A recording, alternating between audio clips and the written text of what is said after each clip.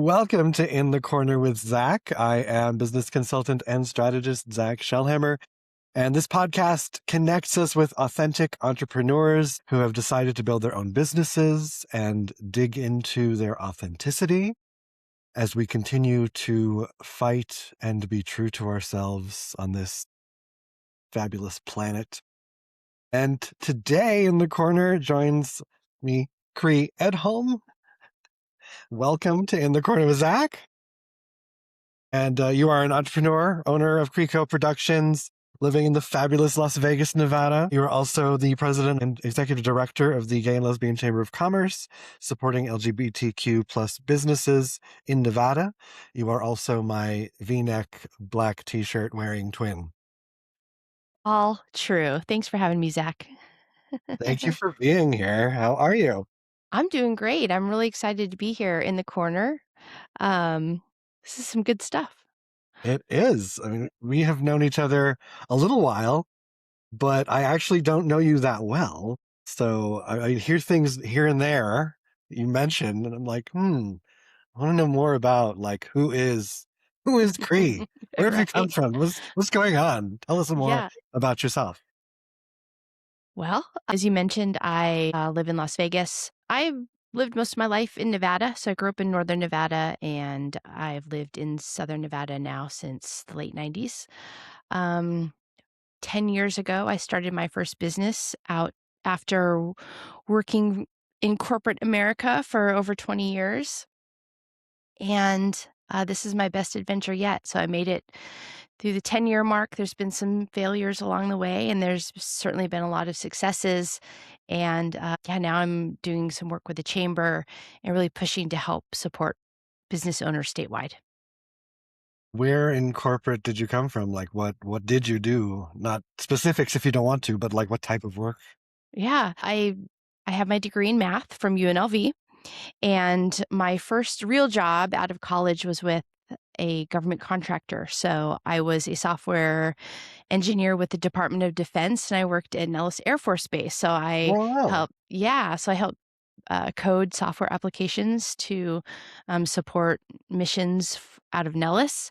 Um, and then after that, my first job was with a .com, and we all know how that went. So from there, I just spent a majority of my career working in tech, and eventually worked for a marketing agency. So that's where my marketing background and video production background comes from. And what happened that you became an entrepreneur, that you stepped out onto your own thing? It's scary.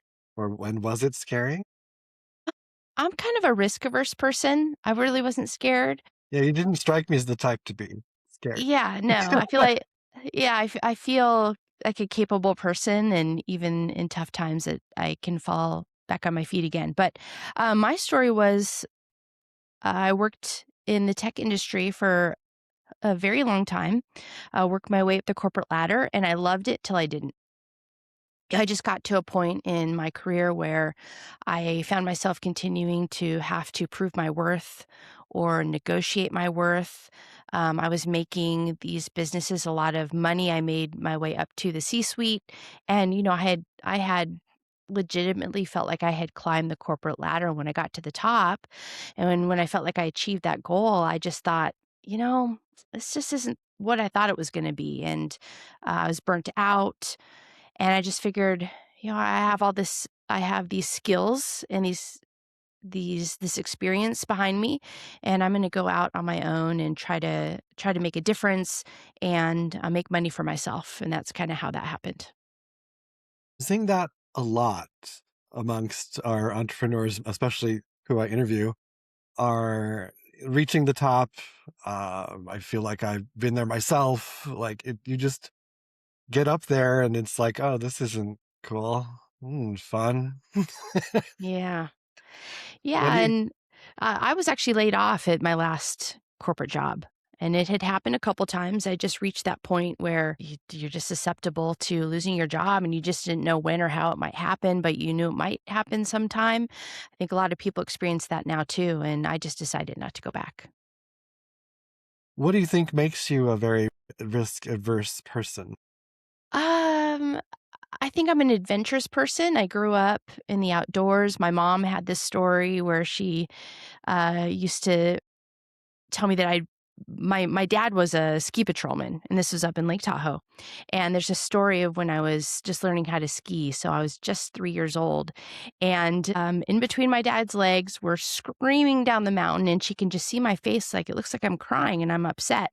Well, the closer and closer I got, I was telling my dad to go faster. That I wanted, I just wanted more. So I think a large part of it is just in my DNA, and um, yeah, I'll just say this again. I have confidence in myself. I feel like I'm a capable person, and so if things aren't going to go completely my way, I feel like I have the support around me and the support in myself to figure it out and figure something else out. It's really important to have Yeah, and to feel that support, but within yourself, because it's all about believing in ourselves, yeah. true to ourselves, and being in, do you find like being on your own, you're more able to be yourself? Were you ever not yourself in business? Was there a time where that was a problem?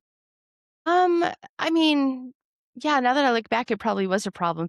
So my name is Kri. Most people call me Kri, and I actually named myself Kri when I was very young. And but my full name is Kristen.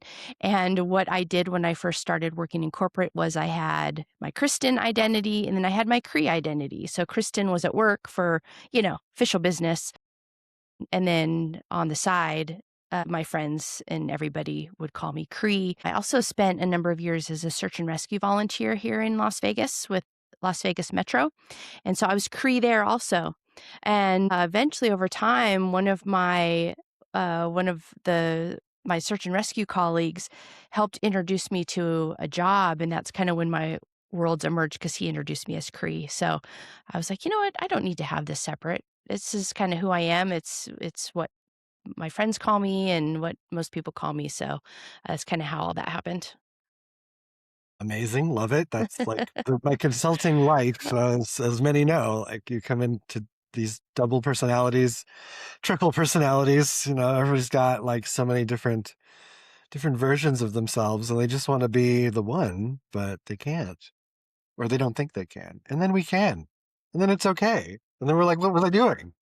Yeah.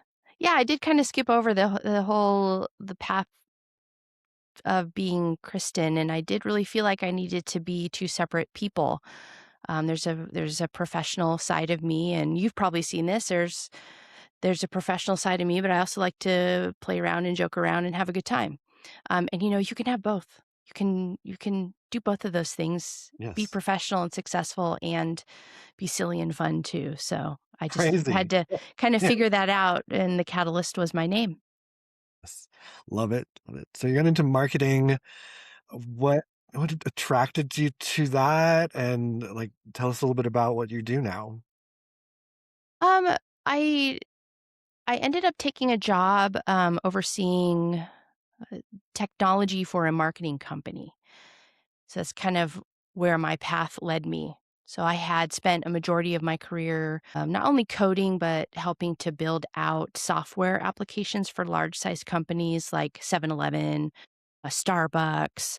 I did that for a majority of my career. So when I stepped into this agency role, I was overseeing all of their website development, building websites and all that kind of stuff. That's where I was really exposed to marketing about the content that goes on your website and how you should sell yourself and your business and advertising. So I was exposed to it kind of that way. And in order to build a successful software application or build a meaningful website, you also have to have an understanding of what marketing is to do all of that. And that's how I ended up kind of going the marketing route. And then as I told you, I lost my job with a marketing agency I was working for. And I actually went into leadership development after that. At the time, my experience was that, uh, and I still feel this way, that I think if you work in corporations, a lot of companies don't really invest in their people, invest in leadership development. I kind of had to learn along the way, and I thought that there was a big gap there. That You can really teach people about leadership so that they could grow personally and professionally, so that as they advance as a leader in their company, it would just be easier for them. So that was my first company. And I also launched a women's retreat. It was called Spark Women's Retreat, where my outdoor background and my leadership background kind of collided. And I used to host a women's retreat up at Zion National Park every year. COVID happened, an event based business. I lost all of my clients and had to cancel that retreat that year, like all in one day. And I, I was crying on the couch with my wife, and I was like, what am I going to do? And, I'd already put in like 4 years into that business, and it was a grind. It was tough. It wasn't as successful as I had wanted it to be in the first place. But my friends started calling and say, "Hey, Kri, I think you know how to do these things. I think, you have a camera. I see you online all the time. I know that you know how to build websites. We have to move our business from brick and mortar to an online business like right now, or we won't survive. Or we need to make these changes to our store. So, we can no longer sell things in our store. How can I sell them online?"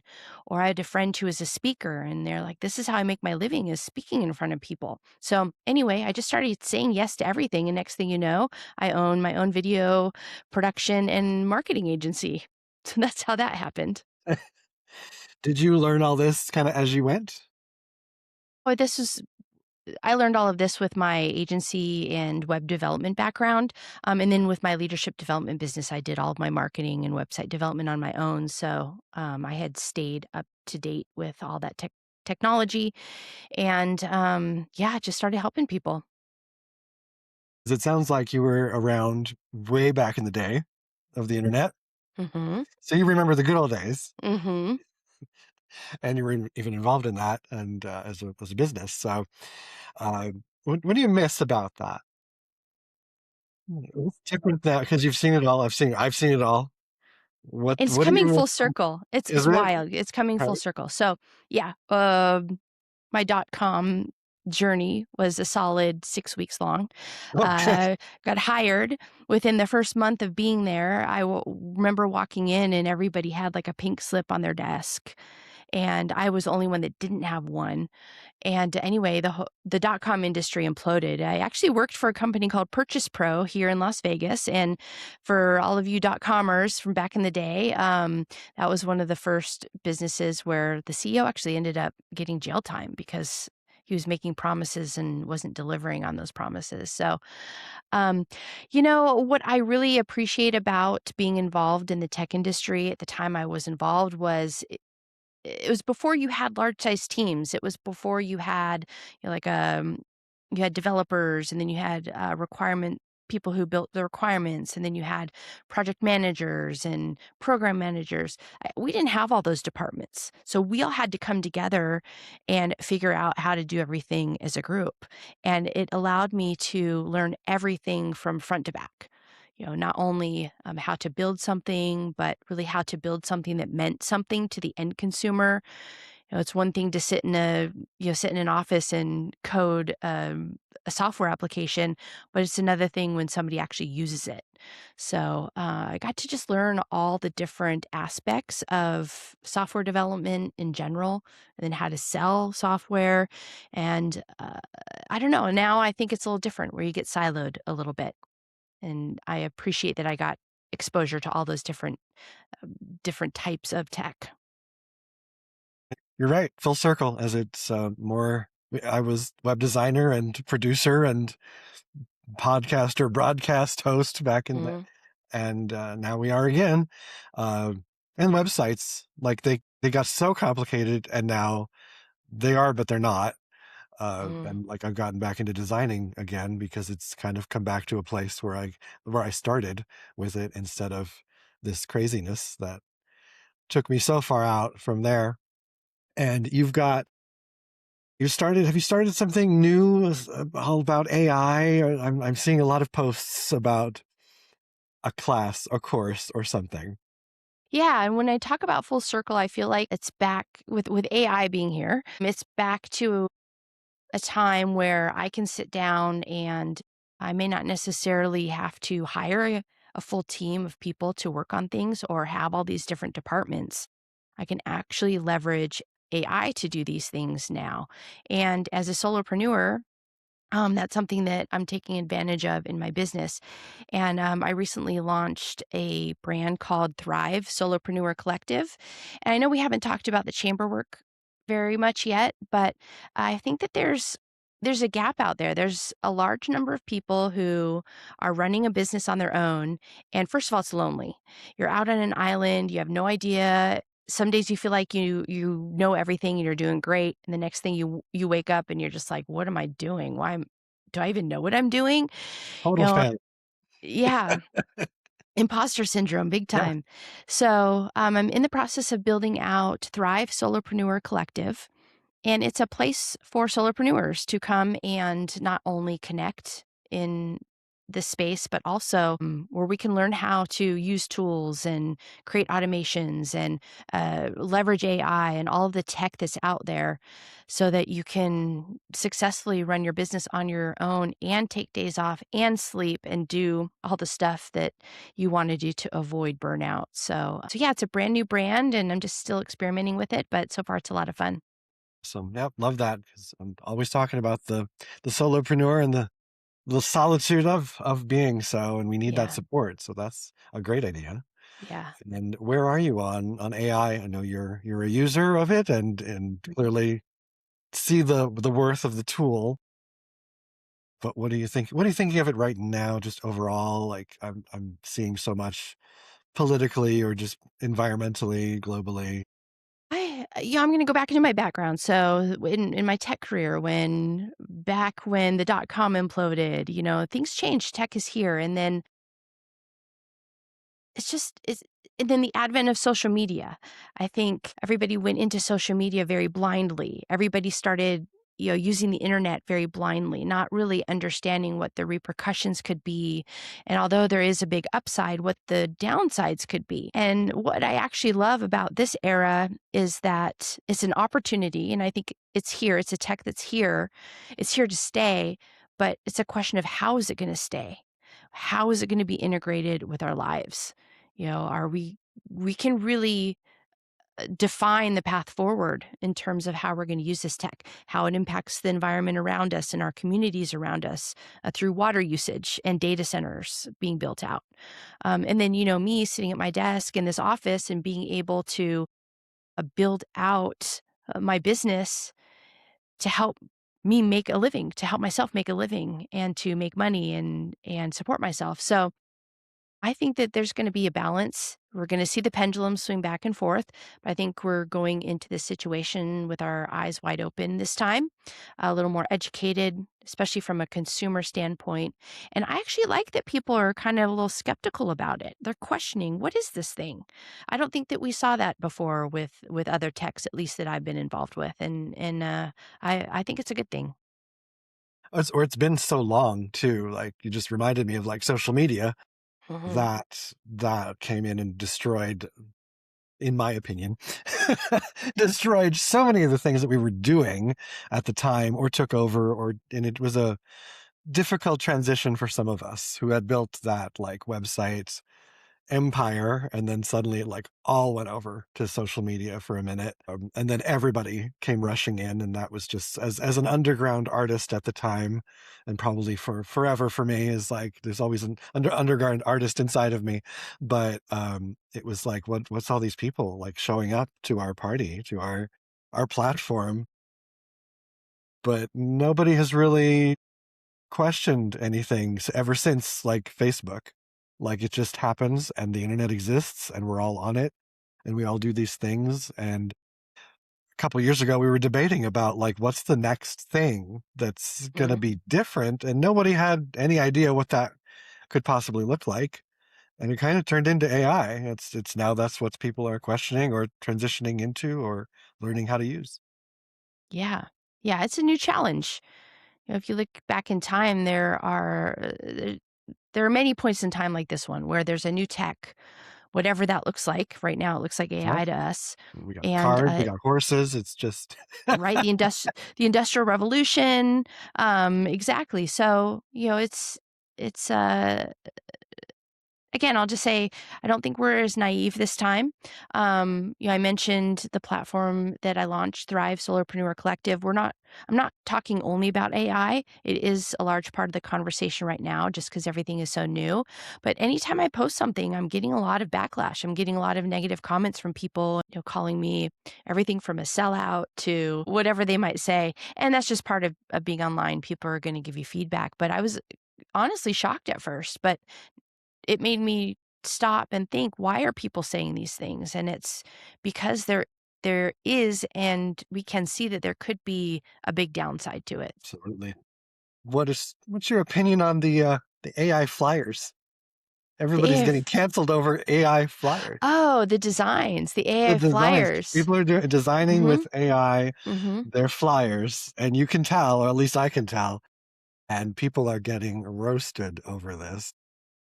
They're getting roasted. I think AI is new. I'm trying to think of the data. I just talked about this on Thrive. I think it's in the 20 percentile of people who are like starting to feel comfortable with AI. We're at the very beginning of this technology.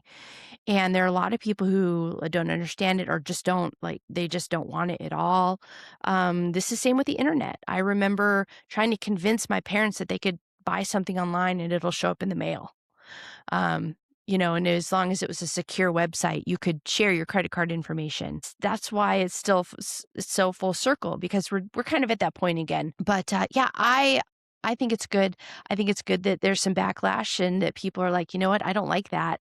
And me as a business owner, that's important information for me to have. It may not feel good to receive it, but I need to know what my buyer wants. And if they don't want me to make an AI flyer, they still want things to feel and look and you'll be part of a real experience, then that's what I'm gonna give to them. So, that's kind of my opinion about it. I think it kind of goes back to what you were saying. It's like it's a conversation. It's just growing and changing, and it's forcing us to think about things. I think Brene Brown must have just done a interview with somebody a lot about this topic, but there's a lot of clips I've been seeing lately where they're talking about the writing as like letting AI write a lot for you. And like, what is that taking away from us? What is, it's like our brains are communicating, our souls are communicating through our writing, and what disappears when it comes into your your AI version because you think it looks good. Because I've seen what it can do, and I'm like, I think that's very me. But is it me if it wasn't me? It's Yeah. we're just getting into robots and stuff now. It's like Yeah, she had that conversation with Adam Grant, it I sounds think. like, yeah, sounds like, yeah. He's yeah, he's a workplace psychology expert, if I remember correctly. Some interesting And stuff. yeah, there's a fine line. I think there's a fine line between just typing something into AI because here's what we all need to realize. If we just type something into AI that's very generic. It says, write a sentence for me about whales. Well, you know how many other people in the world are writing that exact same prompt? You know, I mean, I don't talk about whales every day. I realize the There's example, a lot of but people that there's probably do. a lot. So that you're getting the same response. So I think there are ways that you can leverage AI. I have the saying that, I'm never going to give AI the final say. I'm going to leverage it to help me get to a certain point. But at the end of the day, I want it to be me. I want it to look, feel, and sound like me. I want it to have my brand voice applied to it. So the way I'm using the tool is mostly, I give it an input like an audio or a video recording, like this podcast is a great example. Can feed that transcript into AI. I can ask it to apply my voice to whatever the output is going to be, and it's getting a lot closer because it's my voice, it's my opinion, it's what I said. It's not just something that's generically produced from the internet like a lot of prompts are these days. And I mean, that's why I'm pretty chill about I'm very much on your level as far as like it is what it is and it's gonna become something and it'll all shake out, basically. Because it always has. I mean, we could compare it to a calculator. Like we used to not be able to use calculators Hmm. and to or not allowed to use this, but maybe someday the kids are allowed to use this in Yeah. school and all of that. So I think it's an interesting progression. I am in the positive on it. It'll be a lot of rough edges and a lot of heartache and craziness, but they'll figure it out and they'll use it one way or another, and they'll find their own voice because I don't know, humans always tend to find their own voice Yeah. no matter what. Yeah, definitely. So tell me a bit more about the Gay and Lesbian Chamber of Commerce of Nevada. Yeah, my business background. So I joined the chamber as a member originally about 8 years ago.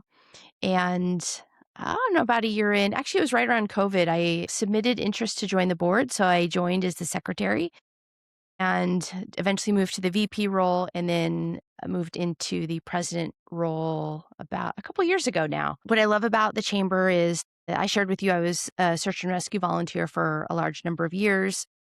And I always love to try to give back to my community in some way. And with the chamber, we're a statewide chamber, so we represent businesses from all over the state. And I'm passionate about helping businesses succeed, business owners succeed, but more importantly, as an LGBTQ plus person, I also feel like this is a great space for me to feel comfortable about being visible, about who I am, about how I operate my business, and also the people that I surround myself with. It's something that, as I moved into the president's role, I didn't know what was going to happen about, the 2024 election. And just before that election in October, I stepped into the executive director role. So I'm the first executive director in the history of the chamber. And it couldn't have been more perfect timing to be able to represent this community at this time specifically and just continue to do whatever I can to support businesses. Amazing. I love being a part of it, and it's important, same as like you just said, is just to be part of that community in business. And a lot of my listeners, a lot of my friends, they're allies, and a lot of the work I've done in diversity and fair housing and just equal opportunity in general, it all falls to the same question every time, whether it's Pride, whether it's Gay and Lesbian Chamber, whether it's this specific type of organization. But why is it important in your words? For Pride, Pride for yeah, this, like why people would ask me now, why not regular chamber? Regular chamber's great, but why do we also have this one too? right. Yeah, I think that's an important question. I'm just going to point to what we're living through right now. So, first of all, it's Pride Month 2026. So, happy Pride. And, people do question why there's a Pride Month. People do question why there needs to be an LGBTQ plus chamber. Um, and, you know, look, not everybody is in an underserved community. And right now, I'm just going to use the trans community as an example because I think that we can all see what's going on politically and in our communities with this group of people specifically. I'm not sure why. I'm not sure what prompted it, but it's stuck. And trans people specifically right now are under attack. And it's important that we have spaces for trans people or LGBTQ people because, if you're being attacked individually, you can't, or it's very difficult to stand up on your own and fight back. But if you are in a community of people, if you have a group of people around you and voices around you, both in the LGBTQ plus and allied community standing up for you, then you have a better chance of survival. You have a better chance of succeeding, whatever that looks like in your life. And that's why Pride's important. I mean, it started with a protest, the Stonewall riots in New York City, and uh, it still is a protest. And I think people now don't realize the history behind it. It's a happy protest nowadays, but if there's an opportunity to stand up in a way that could feel a little more stern or a little against the grain, I mean, that's what that parade and that march is all about. Still important to remind people that this is a part of everything, I Mm, think. For me, I come back to the same story because I hear it even now, which is why I think it's important, is when I went to my first Pride parade as a teenager, like I was in, the middle of nowhere, Pennsylvania, farm country, no one like me. And when I say that, I just, like I said in my newsletter this recent week, is like, this is a human thing for me. When I say there was nobody like me, it's like they weren't in the LGBTQ community. They were not artists. They were not interesting in my way. Mm-hmm. And I never know how to phrase these things, but like, just nobody clicked as even on a human element to me. And when I traveled 2 hours into the city as a like 17-year-old and finally saw people who were like me, and I just mean that like just across the board, just they connected.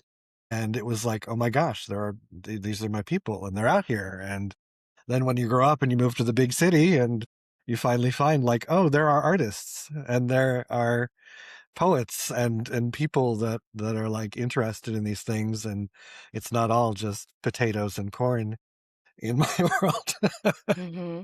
And I still hear that today from like a teenager that just goes to the first Pride parade. It's like, okay, they're finding people that for whatever reason they are feeling like they're an outsider, and then they're not because they found their community.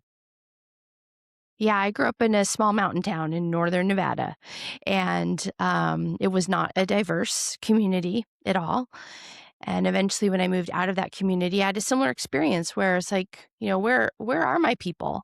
I didn't even know that gay was a thing because I didn't see anybody that way. So I didn't know until a little later in life that I was, because I just didn't know that that was a thing. Yeah, representation is so important even today, because there's a lot of privilege out there, and there's a lot of people who don't get to enjoy those same privileges. It's something that we're still fighting for. It's something that we'll continue to fight for.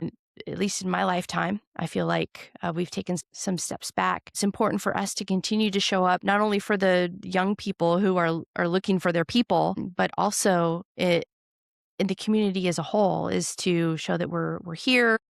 Especially with the chamber, we're business owners. We contribute to communities. In Nevada, 99% of our economy is powered by small business. You just can't ignore those numbers. So when you're a part of that and the community at large, there's some importance there, and I think that we just need to keep our eye on the prize. Yeah, and it kind of gets you into like seeing that a smaller cohort or a smaller part of the business community. Like, and I love anything that gets me in a smaller group to like learn more intimately and quietly, because a lot of folks come to like large gatherings, and we've all been there in our networking and business careers, and you can't hear anything. And it's just so hard to connect. So I am such a fan of whether it's LGBTQ community or women's groups or other groups, like when we get the smaller groups together and we get to know each other on that level too. Like, that is so beneficial for business. Yeah, and I'll even take it a step further. Not only is it beneficial for the group, but think about access. If you're a part of a smaller chamber like ours, and let's say we have a speaker come in who is a leader in the community, let's say it's a mayor or a government official, you're more likely to have a really good, impactful one-on-one conversation with somebody who can actually make a difference and help you than you would in a larger size group. So there's the benefit that you're describing, and then also it's just access to larger sized resources. Yeah, and gets that message across more. And in my real estate career in Vegas, when I was chairing for the diversity committee and all these other groups, like most of the audience again were allies. So the question that came, whether it be for anything, any discrimination across the board, it was always, oh, that's still happening? Or really, that's not still, like, that's not an okay thing? And like literally you could fill in the blank. And it kind of goes back to that. It was like my childhood was like, I want us all to be just like fair and equal and happy and be ourselves. And it just so happened that it I came into the LGBTQ community, but it was more just as I grew and got out there, it's like, oh, this is like everybody's having a problem. Nobody knows that discrimination still exists in some way or another, and that we're all, so many of us well, back to business and being authentic, like you're afraid to be authentic in business. You're afraid to be authentic in life. It's such a challenge.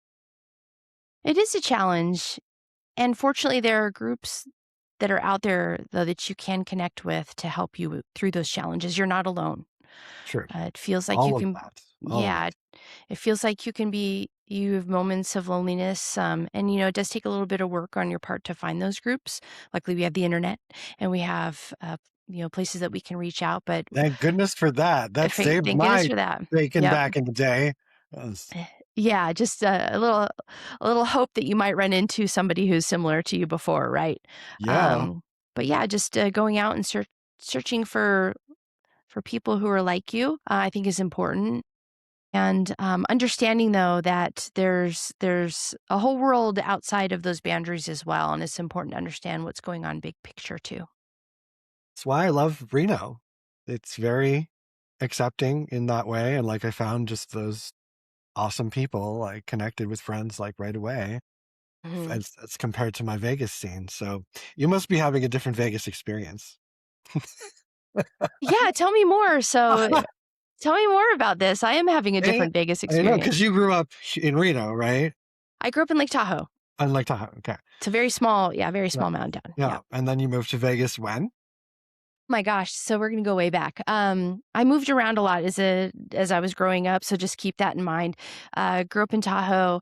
I moved to Vegas actually as a junior in high school, as part of the first graduating class of Green Valley High School back in the Okay. early '90s. So Wow. I'm aging myself a little bit, and I just didn't like it that first time. I missed being in the mountains, so moved back to Reno. Lived there for about 4 years and, ended up back down here in Vegas. I didn't wanna move back here, but like a lot of Las Vegans, we move away and come back. So that last move back, I didn't mean to stay here for very long, but that was in '99, and now it's almost 30 years later, so And you yeah. like it. You love it. I just I had to find my people. I found search and rescue, so I've always been an outdoors person, rock climbing, river rafting, anything like that. And so when I got my first job in an office, I thought, well, I can't sit at a desk all day. And so I found search and rescue.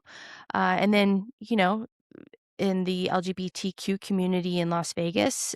And I also find it to be very welcoming here. I don't think people have a very strong opinion about gay people, at least in my experience. It feels a little more accepting here. I think Vegas is a place where, uh, you know, it's a little anything could go here. So in my experience, it's been a little more accepting, and then just finding friends in the LGBTQ space has worked for me. You got to fit for somebody. So it's everybody's Right, DNA, you know? Um, right. But I it's loved Reno too. I really loved it there. I would say though that I felt like I needed to be a little more closeted up there. Keep in mind this was in the late '90s, a little different time. Well, Nevada is fascinating. It kind of actually reminds me of Pennsylvania with like it has two sides, like literally two, because Pennsylvania is east and west, and they're completely different. And in Nevada, it's north and south, and they're kind of completely different in community and culture from what I've observed. But hilariously, when I was moving to Reno, of course, everyone in Las Vegas said, "Oh no, you will never want to stay there," and those people, no. And then when I moved up here, then you heard the same thing. Oh, Vegas people. No, they're not. Yeah. So it's just like this different world that we live in. But a lot of opinions were like old school, which is what I've gathered is like 5 years ago it was completely different, and 20 years ago it was way different. Yeah. I still feel like Las Vegas has that small town aspect to it where Really? Wow. yeah, where even in the business world, it's kind of who you know, and then once you establish a group of people that you might network with or do business with, and you're referring business for one another, and to me, that's on the old school side of things. It's not, you know, Yeah. garnering leads online, cold leads No. online, and things like No. that. So I don't Yeah, know. I it's think human that there's more connection. overlap than people might recognize. Just join a chamber, I guess. Join the chamber. Yeah. Contact Kri to join the chamber. Find your people. And I did eventually in Vegas. It was just, I don't think it was ever met. It was not in my DNA, Yeah. especially with the heat and just everything else. Like, it was a great vacation from growing up in winter battered Pennsylvania. Mm, But once that was, out of my system, I think it was time. And then I did just stay for a business. So I can understand that. And I just wanted to get back to somewhere smaller. yeah. I didn't feel like I felt it just kept growing and growing. Um, but it depends on really where you are. Cause a lot of Vegas, you stay in a quadrant or Hmm. like if you're in a certain community, you're there. So yeah, you just have to find what works for you Yeah. and network with the people that work. Love Yep. it. Yep. Exactly. So where can we find more about you, more about the chamber? Tell me all the things. So if you go to kriedholm.com, I have links to all the things on that homepage. So you Of can which I find. love that site specifically because it's so like old school. Yeah, I did. In fact, I think it was within the last 6 months, I just took down the site that was there and, just made it as simple as possible. So there you can find information about my video production company, also about Thrive Solopreneur Collective, and then, of course, the chamber, and then I have a YouTube channel that I started a handful of years ago that, I talk about tech. So, you can always go over and like and subscribe over on YouTube as well.